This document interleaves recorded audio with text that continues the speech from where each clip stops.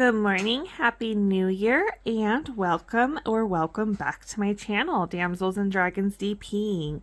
I am doing a whip and chat this morning, so I pulled out this work in progress. This is a Hannah Lynn. It is Heather, and it's from Aura Loa. This is my first Aura Loa canvas. I didn't quite get it done for something new in the new year, so I'm going to try and finish this up in the next couple days. She's been working up pretty quickly. I've also been working a lot on her, seeing as I've been on break from school. So I've got a couple of new tools today. This was a Christmas present from my little guy. It's super light. It is wood. Super light, super nice to hold. I have this loaded with this Not Your Mama's Mud. But I do not know where the pen came from because, again, it was a Christmas present. And then this was a Christmas present kind of to myself. I had to have that. Look at that. Oh my goodness, the penguins. Penguins are my absolute favorite. If I ever find a canvas that I really, really like with penguins, I'm going to have to snatch that up right away. This is a Poshy pen, but I do know the blank is a Bistro blank. So I got it from Poshy Pens, but I do know they got the blank from Bistro Blanks. And that has this amazing gingerbread Randa's putty in it. Absolutely. Oh my goodness. And it smells so good. Makes me want to eat it, but don't eat your putty. It probably would not be a good idea. My daughter always reminds me of that. Mom, don't eat your putty. It's kind of our joke. And then just gonna get some of that in there. So I have my cute little, I'm still working with Christmas papers because I bought a ton, but these are from Crafts with Crashly. Absolutely love her release papers. They are reusable, they're printed, they're so adorable. They come in their own little envelope. I mean, they're amazing. They're wonderful to use. And then my Bella art tray. That is the large size. I know she also has like a giant size. I might have to check those out at some point, but I have not yet. Oh, I'm probably gonna need more than that. So, how was everybody's New Year's Eve? Did you make it to midnight? Did you party? Did you stay at home?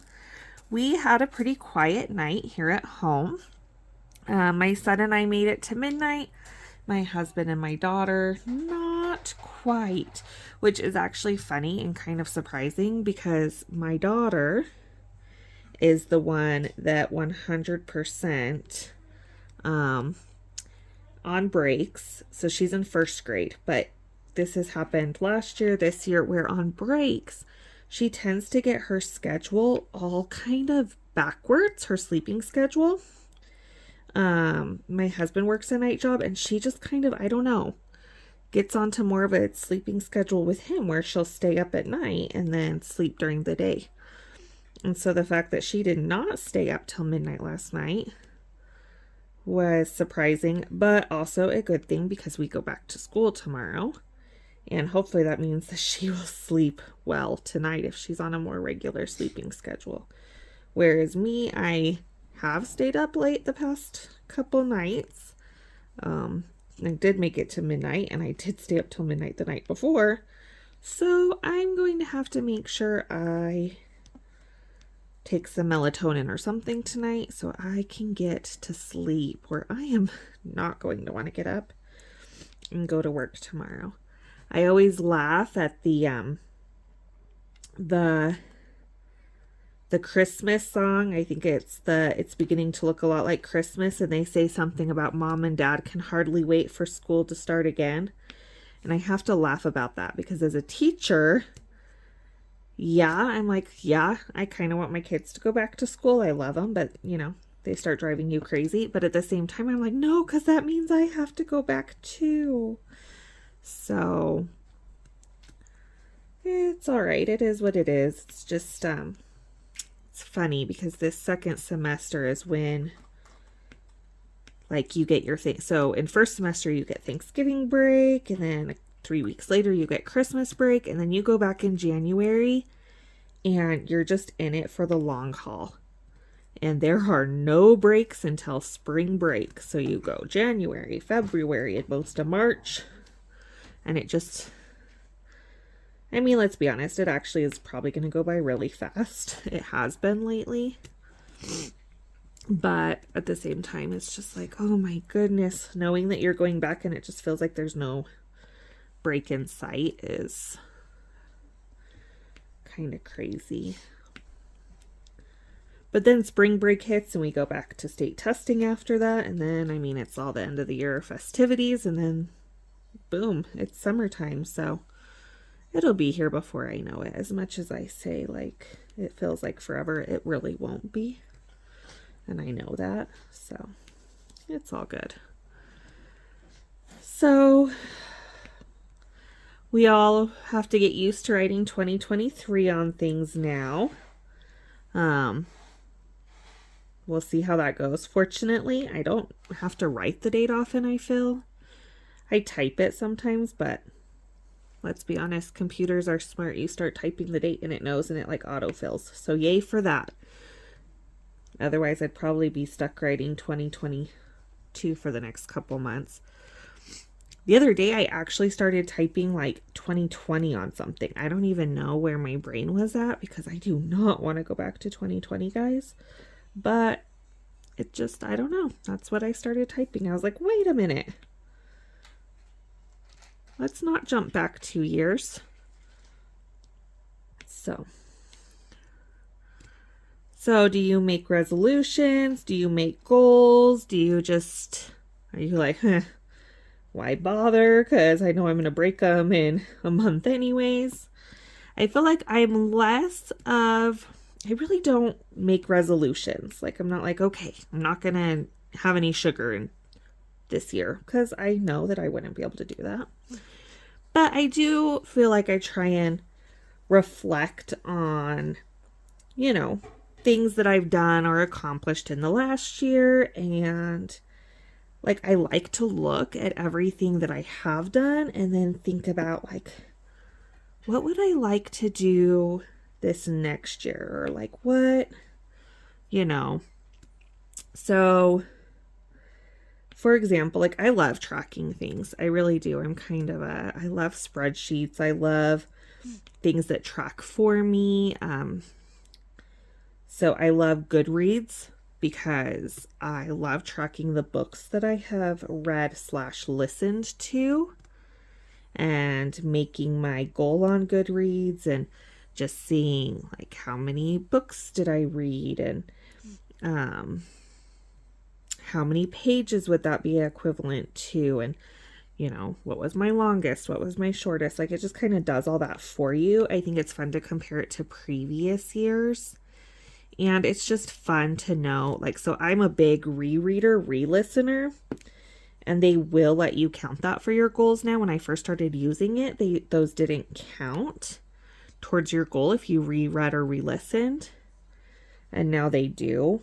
And I love to look at, like, it'll track, like, your, all of your sets of dates that you've read the book. So it's kind of fun. Like when I was doing Christmas books, it was fun because I was like, oh, I last read this one December of 2019 and now I'm rereading or re-listening to it. So that's kind of, I enjoy that. And then it's also just fun because it'll keep your overall, you know, books read. And so there, obviously, if you reread a book, it's not going to re-add it. But I've been using that since 2011. And I have something like, I think I just hit 1,200, a little over 1,200 books. So when I take into account that I do reread or re-listen a lot, but since 2011, I've exposed myself and finished, that sounded really weird, exposed myself to, I meant, 1,200 new or like different books. And that's just crazy. And to think like that's really only a tiny snippet of what's even out there. Like, I'm one of those people that, you know, will probably never ever finish in my lifetime my to read book list. Trying not to become that person for my to diamond paint list. Trying not to get more than I will ever be able to finish. But yeah, so last year I finished, I'm trying to think, as of last night, I know it was around, I want to say it was around 306 books that I either read or listened to, which was actually less than the year before. The year before I had like 362 or something. I was just a couple books short of a book a day, which is a little bit crazy, but like I said, I do both read and listen to books, so I commute for my drive, so I listen then. When I work out, I like to listen to books a lot, which I'll talk about that a little more in a minute, but I was doing really good at working out earlier in 2022. Got to get back to that. And then when I diamond paint, I listen to books. Gosh, when I'm cleaning my house. So, I mean, I have a lot of time to listen. And then I also try and actually read a little bit every night before bed. So I'll read on my Kindle app, and that actually tracks. Like, I have like a 300 and some day streak now. 300, I think it's over a year now. I think it's over a 365 day streak where I have read at least a little bit every day for a year. So like I said, I like those things that I like tracking. So I also I did like a paper logbook for my diamond painting, and then I also started a spreadsheet, so it'll kind of keep a running total of my gem count and whatnot. So I had 17 full canvas completions in 2022, so last year. I barely didn't finish this current one, or that would have been 18. And then I also did some small projects. So I did some ornaments and stickers and cards, some of the stuff that came in the diamond painting, Diamond Art Club advent calendar, if you got that. So I did all the little projects that came in there. Plus I had bought some ornaments and some cards from Craft Buddy that were licensed to Disney. So I worked on those in December. So those kind of didn't include. But total, I placed, and I'm a single placer. I've said that before. I'm just kind of crazy. It's not that I'm against multi-placing. I don't know. It makes me nervous. And honestly, I'm one of those people that I'm like, well, this works for me, so why change it up? But I placed over 400,000 gems last year. So, like, talking about kind of that just strange goal setting. My goal for this year will probably, I kind of want to complete 20 canvases, which is not quite to a month, but close.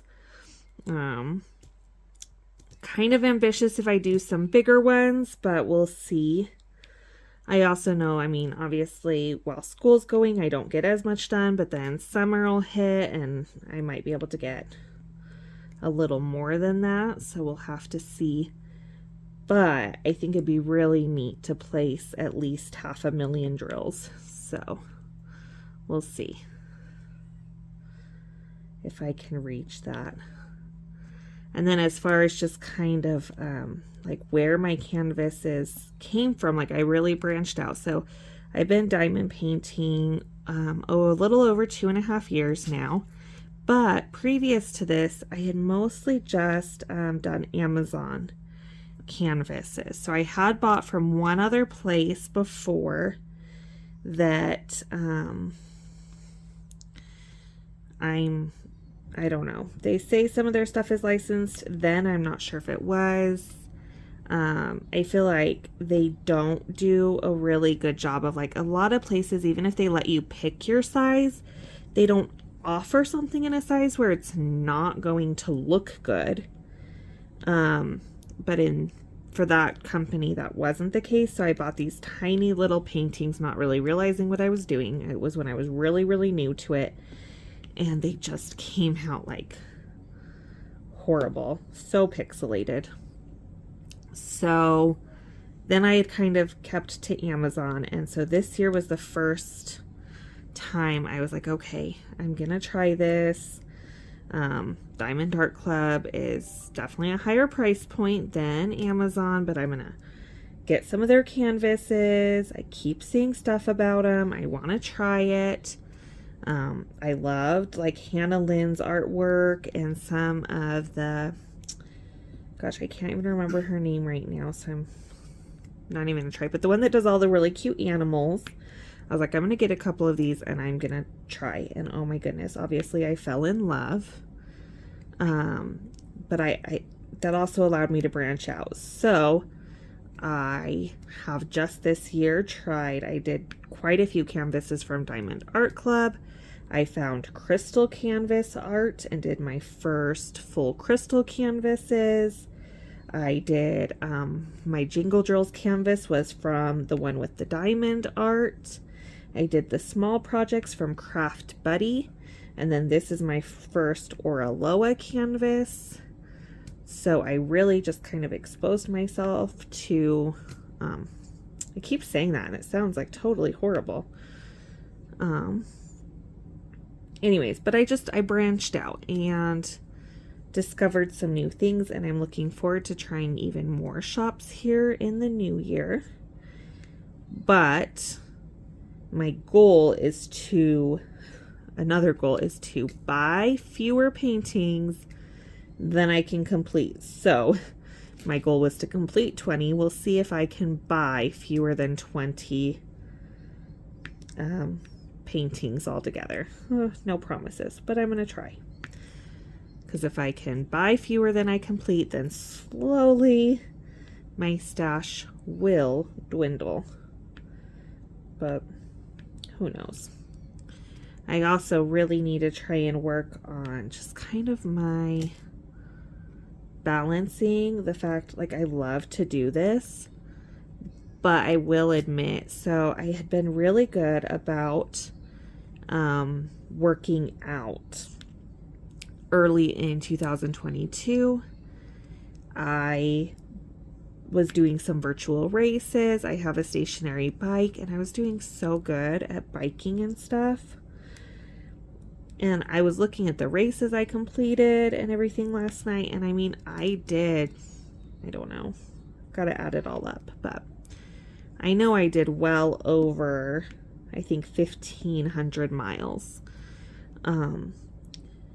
But when I really got myself back into diamond painting over the summer, that's when I kind of just stopped working out so much. So I've got to find that balance. I've got to get back to, I love diamond painting. I really enjoy it. But I just sit for hours and hours doing it. I'm stationary. I'm not working out. My muscles get sore, all of that. So I've got to just do more of like, okay,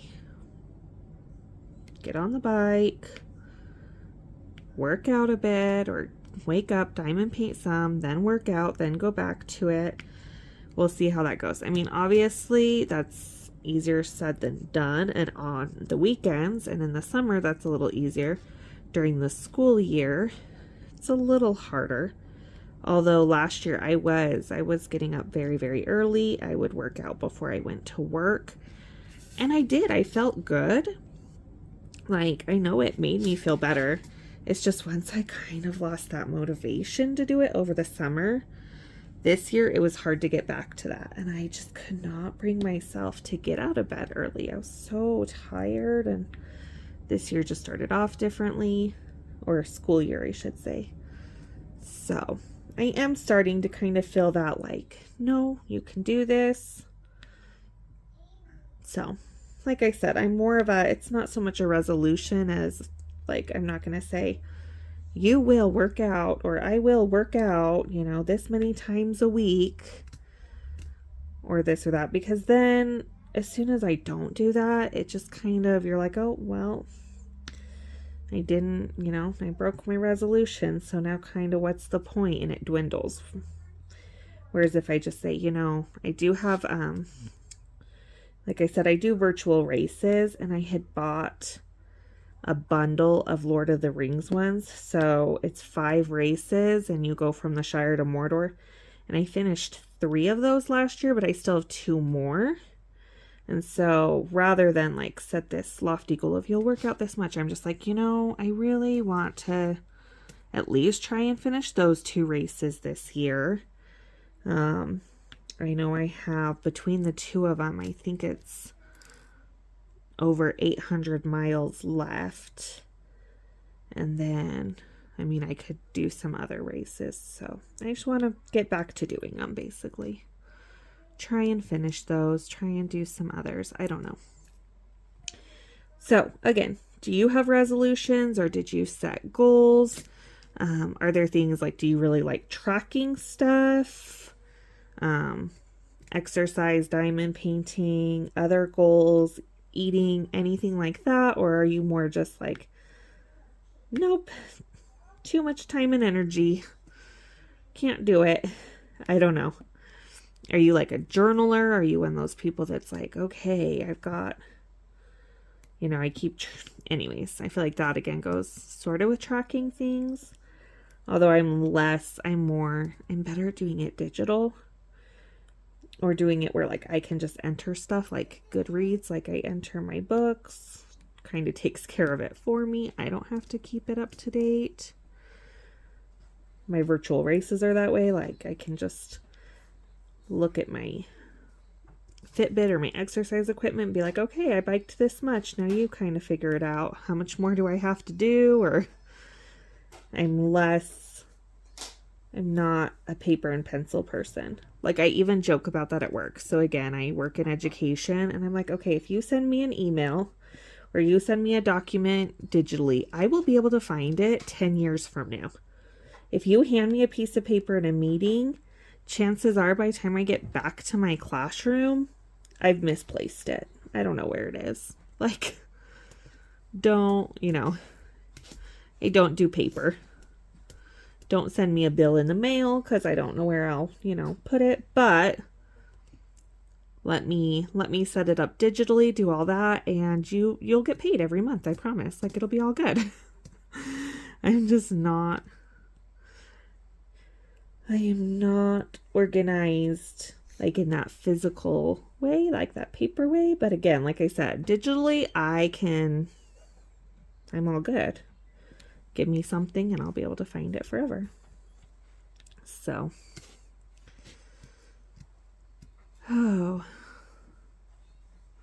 something interesting about this canvas that I'll just kind of throw out there while I'm working, especially since I'm working on this 310, this black, is this was the first canvas I ever kind of saw like this. So when I got this canvas in the mail, it was in a box, but there was a big bag of 310 taped to the outside of the box. And I was like, that's interesting. I kind of wonder what that's about. But I'll admit I didn't open it up on the spot and like investigate or anything. So when I got it out to kit it up, I found that all of the outlines, so Hannah Lynn does a lot of bold, dark outlines. So lots of 310 in her kits for those. And for this kit, they had all been charted to be 310 ABs.